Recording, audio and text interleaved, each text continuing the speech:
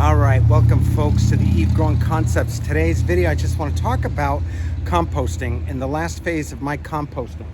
I put all, and it's a good time to talk about it because the leaves are getting ready to come down. What I'm going to do when they come down, I'm going to rake them all up into a pile. I'm going to mince them all up very fine. I'm going to put them in a bin, and I'm going to add a liquid slurry in it. I'm going to get them really hot, and I'm going to try to get that heat to last a very long time. Then, come spring, all that compost isn't quite ready yet. Then I'm going to add it to my Eve growing tower along with last year's soil, which this year, and I'll show you, I'll give you a sense of what it looks like. This year's soil is completed compost. That's where it's totally finished by the end of, or the fall of the next year, if that makes sense.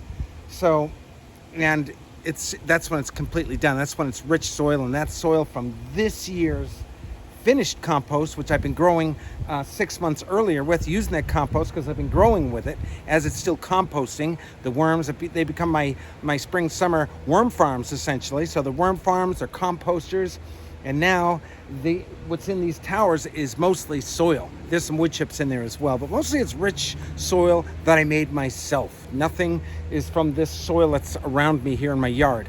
Everything, and as the years go on, I'm building on it, and I'm having more soil because I'm taking all the leaves, I'm taking all my house compost. Nothing organic leaves our house. And this is exciting news for us because it's, in essence, it's a great survival skill when you understand how to master soil. Because first of all, if you understand that all organics is precious to us, our own outputs become a valued commodity when you're trying to grow food for yourself, family, and friends, right? And so there's many ways to process. Mother Nature gives us many ways to process these organics. Everything green in my yard, whether it's the grass over there, I'll feed that to my rabbits probably, or I'll mince it up fine with my lawnmower, and I'll use everything. Everything that's green in here does not go to the curb, like many people in my small little town, because here in my small little town, when I do videos like this, I've said it before, is they rake it all to the front. They don't understand the value of that. We have these big trucks come suck it up, and they bring it to the town municipal, and they do compost it, where we are able to go and get that compost in our local municipality, right? This is an amazing thing that they do, and that we can get freely, those of us who live in this town, or anybody actually. You don't need a cart or anything. Anybody with a pickup truck can go and load up the soil. The problem with this soil is you don't know what's in it. There's a lot of people who use chemicals in their grass, and they may put it in there, and there's a lot of sand from the road when the sweepers come through, and it all gets mixed in. You never know what you're using. Is it better than nothing? Is it better than the store-bought? No, it's not. But I started out that way, going to the municipal, picking up this compost. That's where I kind of got my soil base, and then I started mastering the red wiggler, and that's where I got my soil amendment. So bring all of them together. We got the hot composting, we got cold composting, we've got red wigglers. All these methods are a way that we can break down our organics, and we can all start doing our parts. So again, what I'm going to be doing is I'm going to be taking this pile apart here, this tomatoes, which did so good. There's still some amazing tomatoes on there. I haven't watered it for a very long time because I kind of, we had a couple cold days, and the tomatoes aren't going to taste as good as they did the end of August, early September. Today is October 20th. So the exciting part is that'll be all completed soil. Even though it wasn't quite complete early spring, I still was able to grow and work with it. Now that all these roots and plants have got into there, and that underground world was being established with the plants and all the red wigglers and the micro diversity that follows these heavenly creatures, now it becomes awesome, rich soil. So that's kind of exciting. So what I'm going to do here is I'm going to do a couple of my Eve buckets, and I'll do this in another video, so it won't be too long. But I'll be taking this soil, and I'll be adding some worm castings to it, which will be the soil amendment, because this is the plants in this one here probably depleted a lot of the nutrients that were in that. Maybe there's be some more. I don't have a way of testing that thought, but I will be adding worm castings to it, and the same cycle will go on. And as the years, soil is something that we build upon, I guess, is the essence of this video.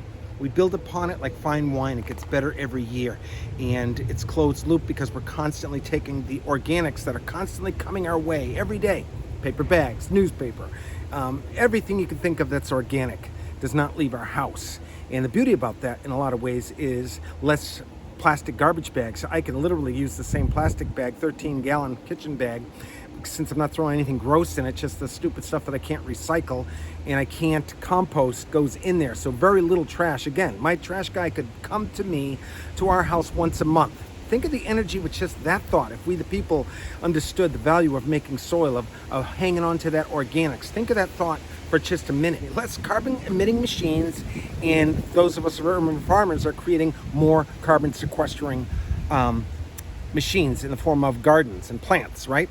So we're making less pollution, and we're creating more carbon sequestering machines. I think that holds the secret. I'll be doing a separate video on how we, the urban farmer, have the tools to solve many of the global problems that we have today. Homelessness,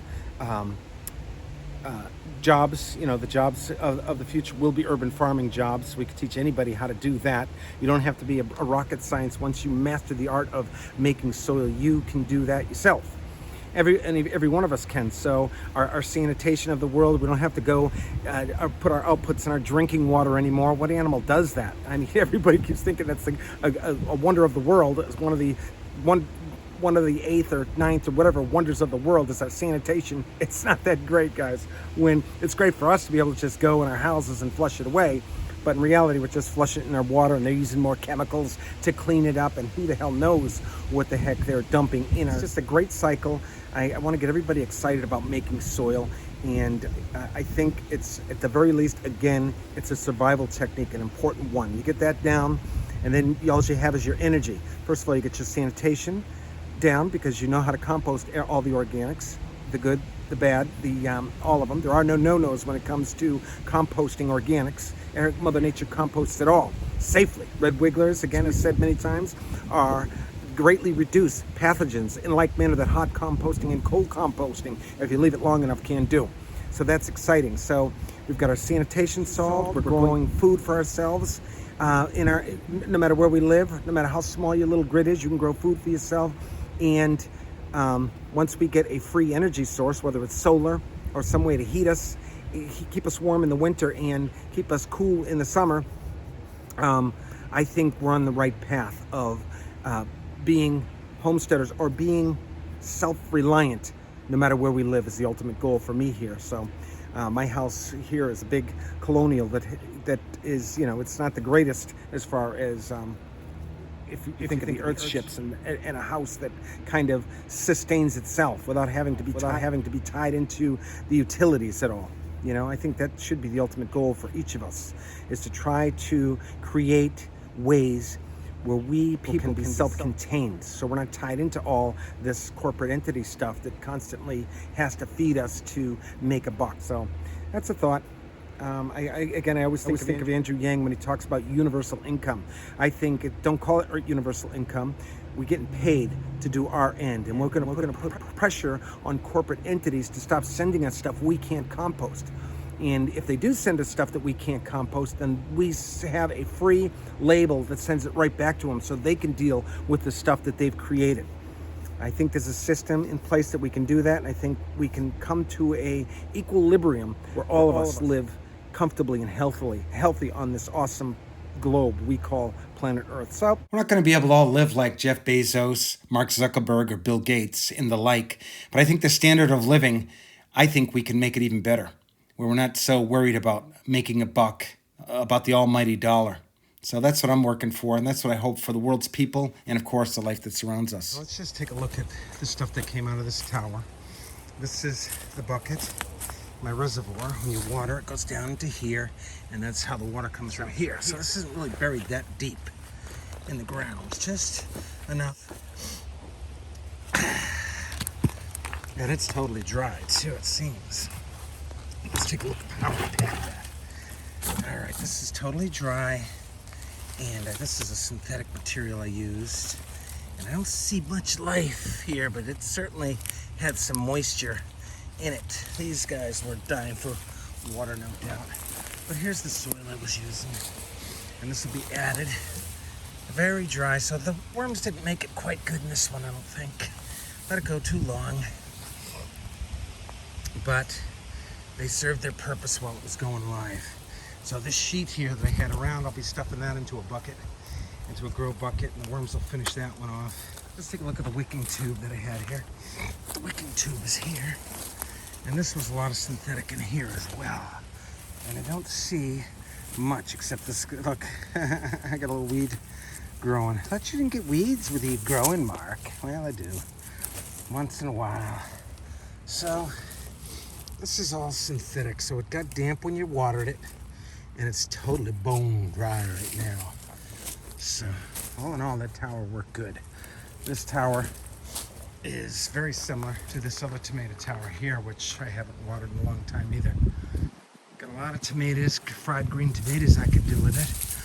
Lots of them still going. I got a Canaan plant that popped, a couple of them that popped. You see the red in there. So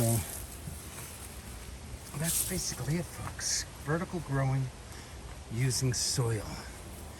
And imagine, see, this is all this is done, but this is a Dutch bucket system. You can imagine you could set these towers up as Dutch bucket system if anybody wanted to go commercial with it.